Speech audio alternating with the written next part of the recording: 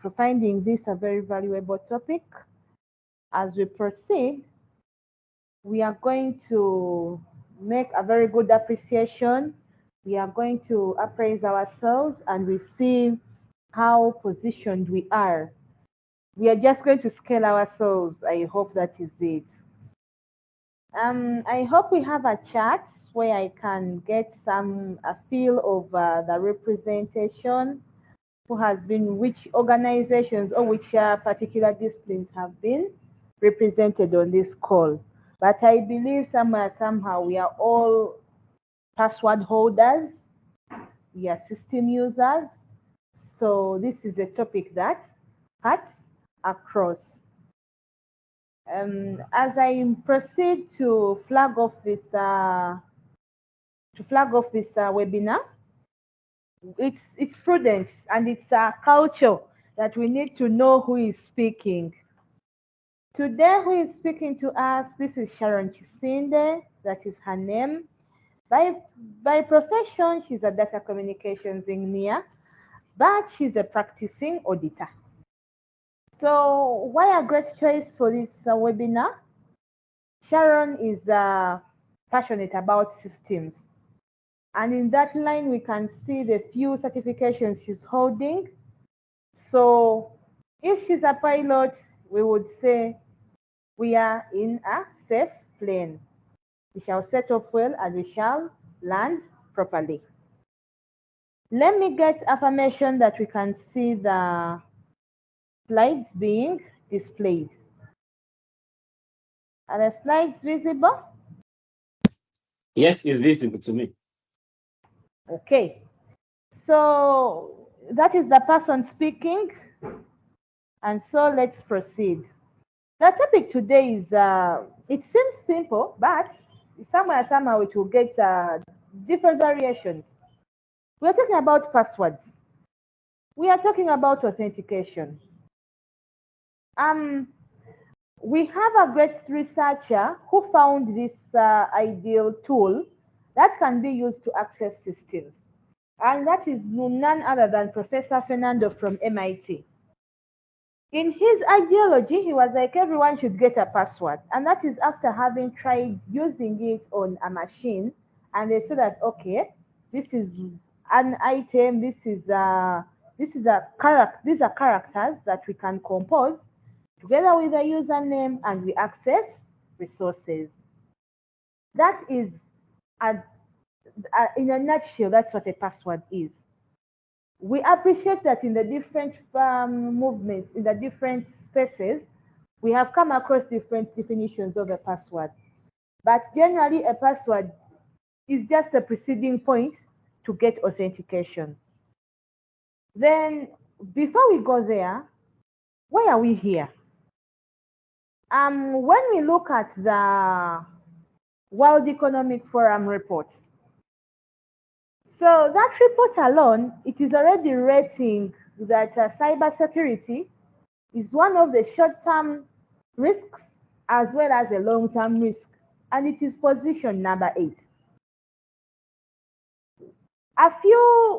When we also look at other global assessors, we find that the cost of data breach is increasing. And the latest report from the Harvard Business Review, it has that the cost of a data breach is close to 4.35 million. The cost of a data breach is close to $4.35 million. Then this brings us to wondering, what could be the cause? What is when they run these assessments, what is the main cause of these data breaches? And one of them, to our surprise, is that 80% of these global data breaches is caused by weak passwords or stolen passwords. These are alarming statistics. But the onus is in your hands, it is in you and I's hands to make a change. And our change will not be for only us, but it will also contribute to the global statistics. So we have defined the password. We have looked at the statistics. But we have another word tagged along, which is the authentication. What is authentication? Still, it also has quite a number of definitions. But authentication, we can look at it from the aspect of a security framework. How many of us know about the triple A? Oh, I wish I had some responses in the chat. Now, the triple A is just a framework of which has authentication, authorization, and accounting, meaning which is being used famously in security systems. Now, authentication is the preceding part of that triple A. Now, if we have authentication at the start, do we appreciate that now that calls for us to be vigilant at our authentication procedures? And then, when we look at passwords and authentication, what is our objective? Our objective is simply identify, we're just doing proof of identity to enable resource access. Okay? So, still, there is quite a lot about passwords and authentication, but what do we have? We have some facts around passwords. 50% of them have a vowel. So all these are being learned and put up into a facts world, that they are being put up for us to look at, and we change. So in our organizations where we are working, how many of us have dared to measure the length of the passwords that our employees are using? You know, that's the maximum password length that we are defining in our system requirements. Now here we are looking at projects requirements in systems. When we are acquiring a system, how many characters can this system take? You know, we have the common one, which is 8 characters, of which one of them has to be an uppercase, the other has to be a lowercase, there has to be a digit, there has to be a special character. But have we taken a step forward to maybe define that let the uppercases be 2? By the way, we are even blessed that we have some of us are Africans. I welcome all those who are joining us globally. But have we tried using our local languages to form these passwords, or we are still in the realm of using English words? With all due respect to our language. So there are some facts that the world has about the passwords. So what are we doing about them? You know? So I've spoken about these passwords and authentication, the very few statistic, 80% of the data breaches are passwords which have been stolen. Now, the other disturbing statistic is about the common password. As soon as yesterday, we still had the most used password as being 12345, as being guessed. Now, some of us on this call who have used who have started a configuration of a router, we know that the router has can someone please just type it in the chat that the password, the default password for a router, being admin. Yes, it hasn't appeared here, but we have the word guest. We have 123. So I want to believe that the people here do not have these common passwords. So lastly, we have 83% of compromised passwords met the length and complexity requirements. So remember we have looked at the other facts that we just looked at the facts. So what are the complexity requirements? To what level are we imitating the commonly known complexity requirements, 8 characters? Let us be the game changers in our organizations when we are setting these policies and system requirements. For us, let us say that our our complexity requirements for the password, it is, say, at least 3 uppercase, and maybe 4 special characters. Yes, it will be complex, but it is worth it. So when we just take a snip, when we just look at our working environment, what is there? Remember, the password is supposed to be entered by someone. The password is it's bridging the human and the system. But what is the fact around? Still, we talked about Professor Fernando, and what does he have to say? I quote, I don't think anybody can possibly remember all the passwords that are issued or set up. That leaves people with two choices, either to maintain a crib sheet, a mild no-no, or to use some sort of programs as a password manager.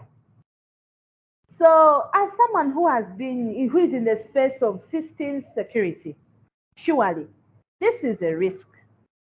We just have to accept it and therefore be the solutions behind the mitigation strategy and be the solution behind the mitigation strategy. Okay? I don't know whether any of us has a question. Mr. Femi, how are we getting some questions so that we can be interactive? Yes, I can see a all hand right. up. Sharon, that is my hand up. I actually have a question related to the using of our local language for password setting. How Okay. visible it is for me to use my local language if my local language is not being incorporated on the keyboard. For example, in Okay. Nigeria, we have diversities of culture and languages. I'm a Yoruba person, and in the keyboard, what we have there is alphabet, which is English. Okay. Okay. So let me start with that one. That's a good one. I know it is for all of us. Now, we appreciate that despite our languages being unique, we are so proud about them, but they are all composed and written using the alphabet. So, an example is my surname, Kisinde. Kisinde is not an English word, but it is written, expressed in form of writing using alphabet. So what are we trying to communicate? You write KISINDE as a password, or we can write I respect my elders as a password. Today we have graduated to the word passphrase, that we are no longer using a word, we are now using a phrase. And what's the difference? A phrase is a combination of words, whereas a word, we are looking at it as string of letters. So we can use this mixture. We mix the strings, the letters, the words, come up with a sentence so that we can strengthen our passwords. Now, when it comes to the system which is accepting, in our uniqueness, we still have some letters that might not be in the keyboard. So that is when your uniqueness comes in as well and says that let me change this letter for another. So we shall have attained a password strength, and then we affect the statistics that we have just seen around. On 83% of passwords which have been breached but as well have attained the complexity requirements. Again, we mentioned that let us move away from the global perceived requirements. Who tells us that it is cast in stone that each password must have 8 characters? No. For us in our organizations, let us be the gurus. Let us say that, you know what, management, we propose that all passwords have at least 4 capital letters and a minimum of the string to be 12, 16 characters. Okay, so I hope I have answered. Do we have any other question before we proceed? Okay, so what are we looking at here? We are looking at yes, we have looked at the passwords and authentications. What has been perturbing us? So how are we moving forward? Let us look at let us start from up the structure downwards. What are the policies we have in place? How are they speaking to passwords and authentication? How are we designing our authentication in the system? That what does it do to a password that has failed? Do we deny service or we award a few services? What do I mean? If at all a user has failed to recall the password for an application, Do we stop at only the application, or we again go ahead to query their identity at the domain level? So these are the policies that we are looking at. What does management know about our policies? We who are the level at implementation. What do they define? How much, to what extent do they define this? Now this takes us to the skill set. Who do we have on board? Are we operating without a team that can help us demystify the word password, away from simply characters that you enter and the username, to understanding of what use is a password, to protecting our reputation, of what use is a password, to protecting our resources, our information, that who has the password to our website, and who has the password to changing the pictures, the photos, the content on our website. We are an industry who is saying that yes, we perform, we put our, we are a banking industry, a bank say, we put our performance, our financial statement, a few words on the website. But who has the password, the access to changing that we did not make revenue?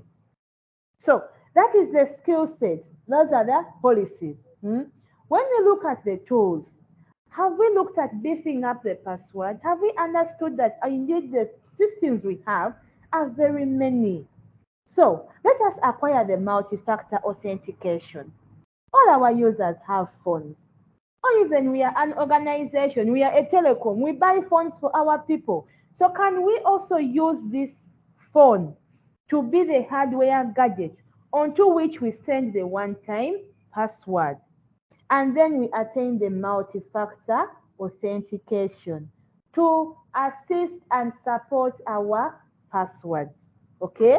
I hope we are divulging much into the passwords and authentication. Okay? So we have the passphrases. Have we graduated from the word to a phrase? Eh? And how can we take on the passphrase graduation?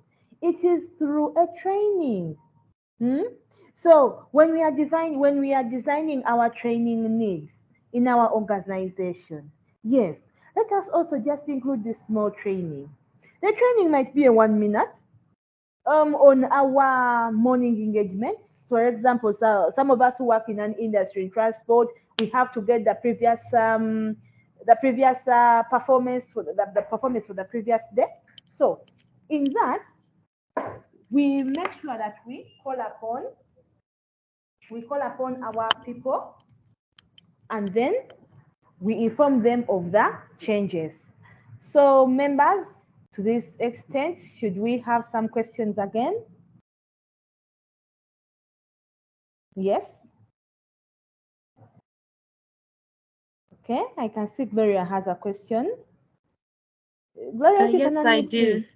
Good Please, morning, please. Sharon. Thank you so much for the training so far. Um, Okay. I in particular struggle with remembering my passwords. And I know that, it's not good to repeat the same password across different, websites or should I say devices that you have, but it's a real struggle. And if I was trying to maintain a password manager, I just have a list where I write my passwords, but then I see that it's also being discouraged. So what happens is every time I have to keep doing remember password, and then they have to send a link, and then I reset the password, and somehow I'll forget it again. So what will you encourage, so that you're not always forgetting your passwords and having to request to, reset it again, and then not having a password manager where you can easily just go and look and say, oh, what was the password for this account? Because there are so many accounts these days, Facebook, Instagram, other, accounts that you always have to log into. And then, I mean, if to be honest, I have like one password that just comes to mind that I use for almost everything. And I know it's bad practice, but if you could give us a way forward, that would be really helpful. Thank you. Okay. So Gloria, I like that. We are now confessing and we are accepting what Professor Fernando would say. Now, these passwords are many. Yes, they are. One, what you have mentioned is the personal space. And usually what happens in our personal space, chances are high it will emulate into our workplace, which is okay. But password manager is okay to be used, but what is the security behind the password manager? Behind password manager, we have security features like protecting the database.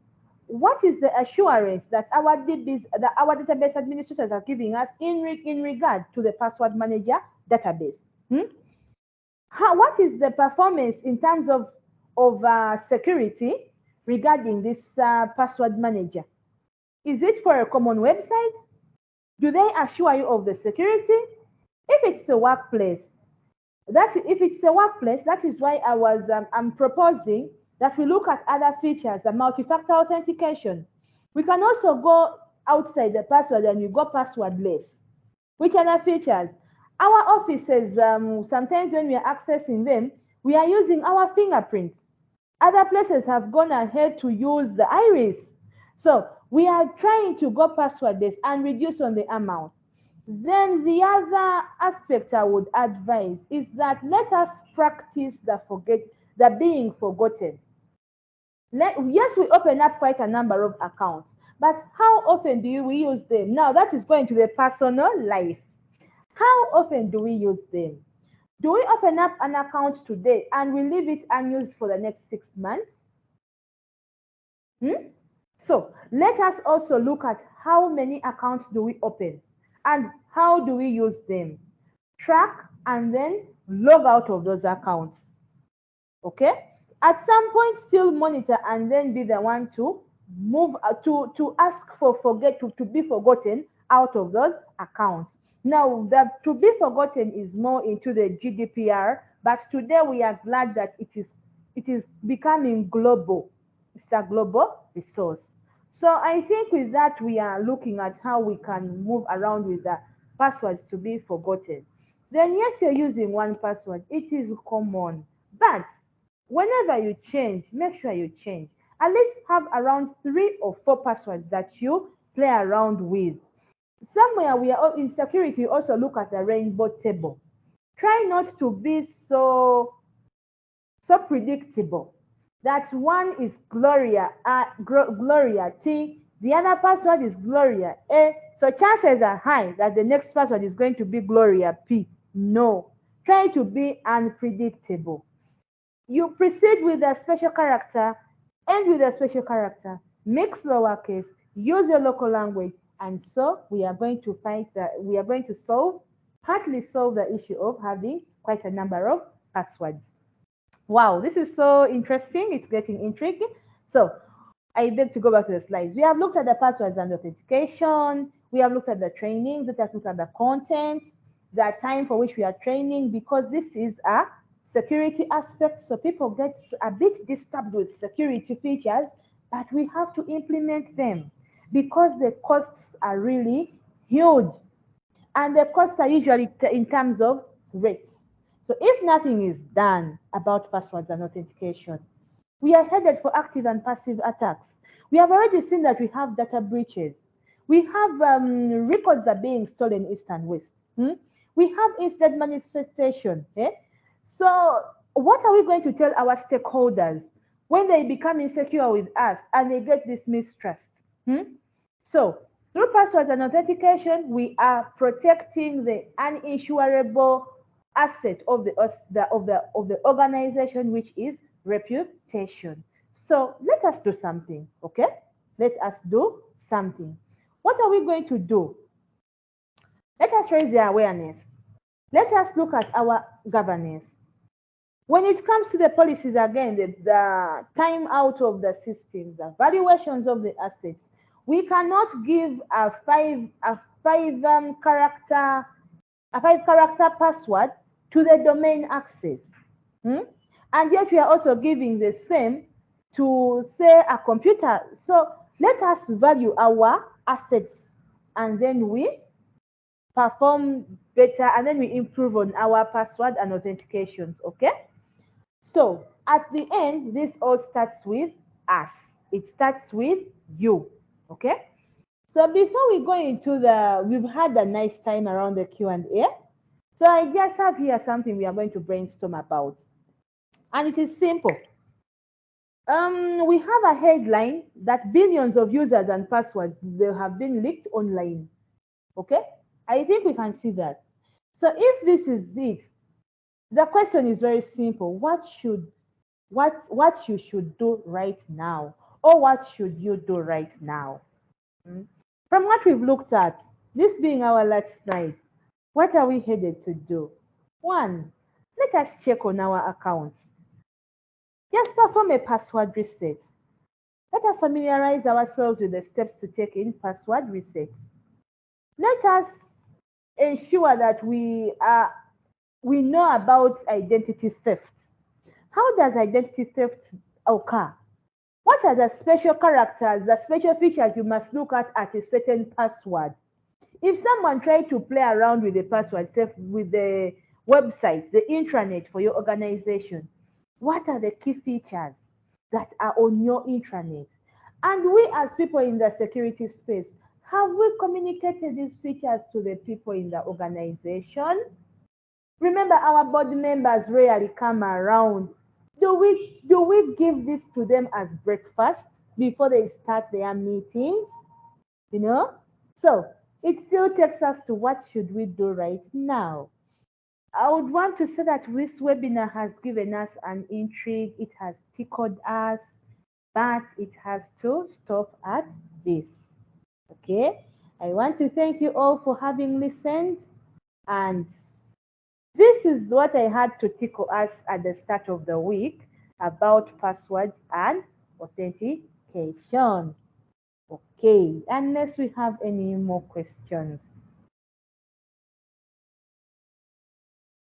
So, Mr. Femi, Okay. I wish to. Okay, Sharon, thank you so much for that wonderful presentation and enlightening information about password and authentication.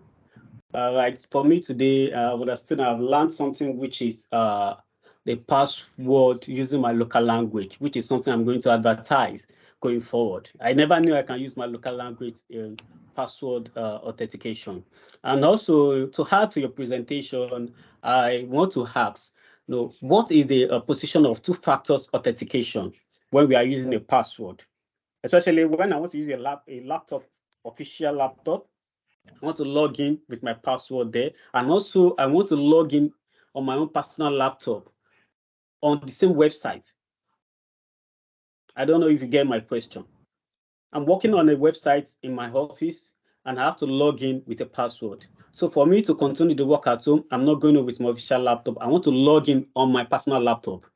So is there any way in which I can manage the password to ensure that it is not being exposed to theft? While you ask that, I think Okay. hand is up also. Yeah, I can see Basil's hand is up. Should I answer you first, or we take his question as well? Let's take his question as well. Okay. As he comes in, just to be sure, your question is about two-factor authentication. Yes. You gave a scenario on you logging into a company website, but on a different device. Okay. Yes. Let's get his question. Okay. Obasi, you can proceed with your question. Thank you so much, Sharon and Femi. I'm joining this meeting from the UK, and I think it's something interesting. I've learned some things here. Then I have a question and contribution as well. Then it was still in line with the two-factor authentication, because I actually rely on it mostly because I like generating random passwords, which will not really give access to maybe easy theft and all that. And then the authentication I have helps me generate new password that I have to impute on any device I'm using before I have access to it. So I want to find out if the system is safe. Should I continue the same methods, or is it advisable for me to continue using the same methods? Then there are some people that I've actually met. You talking about changing your password sometimes time is a good practice. And then someone I spoke to says they have particular way, maybe each website they visit, they use their original password. They add maybe the beginning of the website. Maybe if they are working on Facebook, they have their real password and then add F at the end. So I don't know if that practice is also good. So you don't have to have the same password. Each website, it's easier for the person to remember because anytime it goes to Twitter, you know, that, okay, my password plus the T. And the password is having all the special characters and every other features that will make a good password, but just that you have to add the last character of the website. So I want to ask, is that practice also good or advisable? Should we towards that line or something like that? Thank you. Okay. Obase, I got your question partly, and I'm going to answer it. Okay. Now, when it comes to the different device, one, the first question from Femi. Yes, you're saying that we are trying to use, we are so much using the two-factor authentication. Actually, my perception, my rough statistics would say largely not. What is multi-factor authentication? We are looking at what you have, what you know, and what you are. Now, it's mainly in the banking industry where they are trying to include what they know and what they have. How are they using the have is by using tokens. The know is at the level of the password. So that's so as to support authentication. So when we are using a different device in an organization, we just have to cater for this kind of user who comes along with a different device. How are they going to access the website per se and do the work?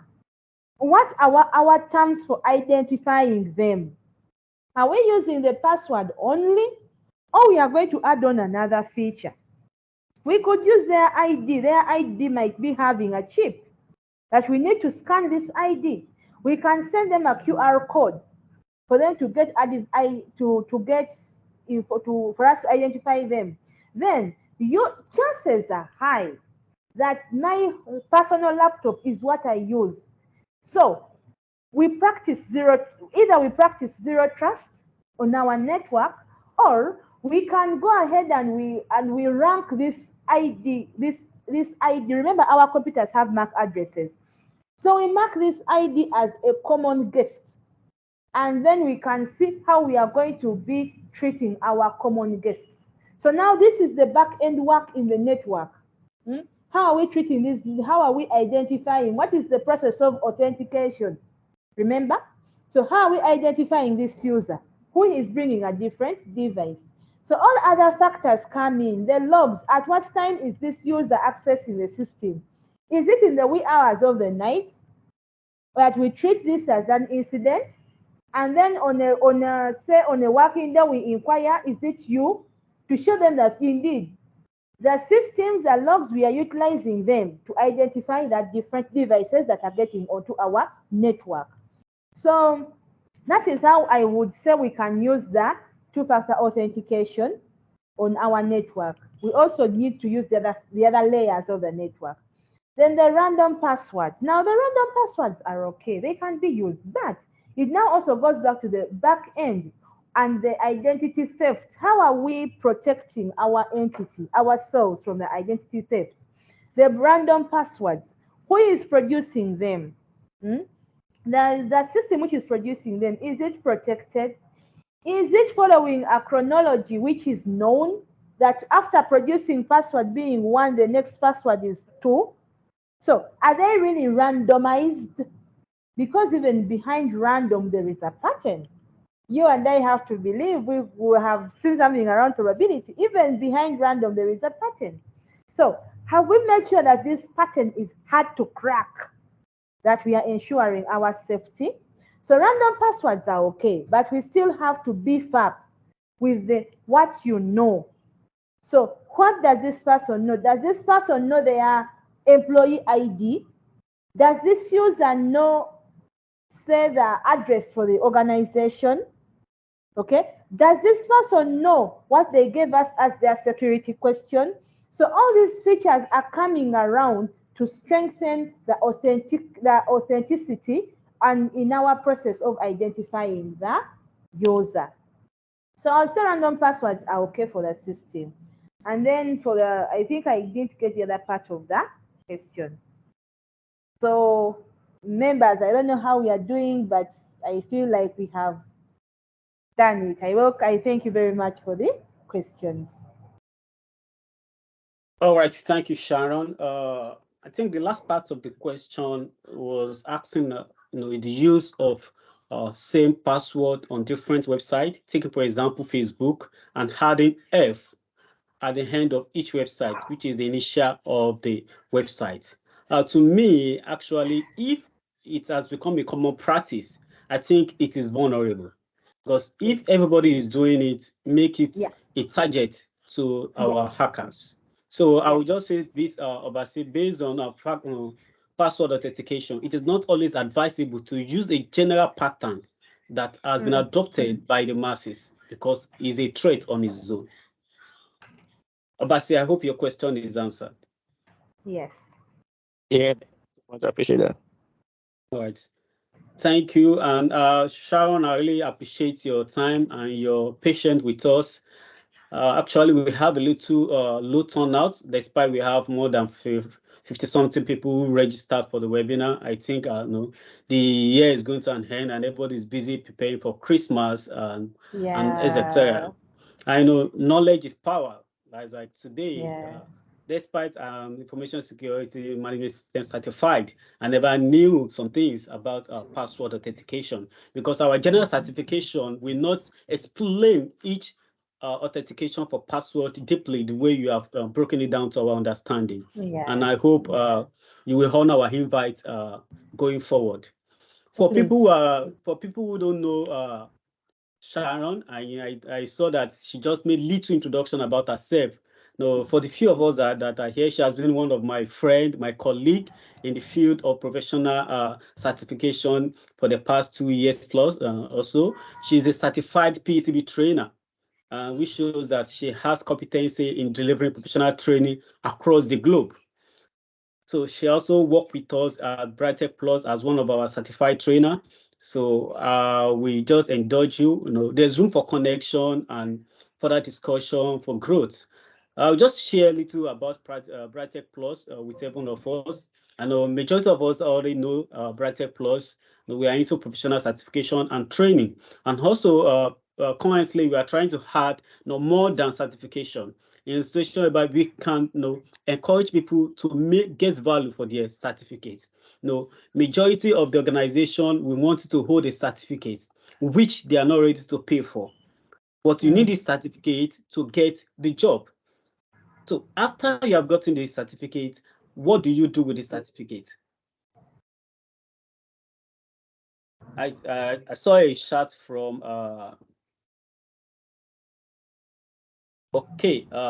someone said, I think the time zone differences also had an impact in attendance. I almost mixed the training as well.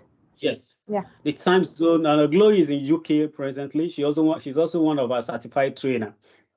So the time zone, affects the training, and that is why I will just appeal to everybody, in case you are attending a webinar and you receive a webinar invite, please accept the webinar invite on your LinkedIn, because the moment you accept it, the system will translate the time zone for you, so that you will not miss it. And also, I think it's the area of improvement for Brightech Plus also. So by the time we are sharing our next webinar time, we will try to incorporate some African and European time zone